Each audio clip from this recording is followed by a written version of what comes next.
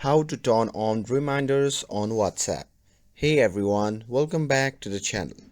So if you wish, you could set reminders directly inside WhatsApp. Let me show you how you can do it easily. So now without further ado, let's get it started. So first thing first, open the WhatsApp on your phone. And here, make sure that you are logged in to your account. And once you are inside the app, simply tap on the three dot icon shown in the top right corner of the screen. And from the pop-up menu that appears, simply tap on settings.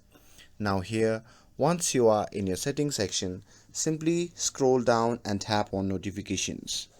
Now here, in the notification sections, you can see the option labeled as reminders.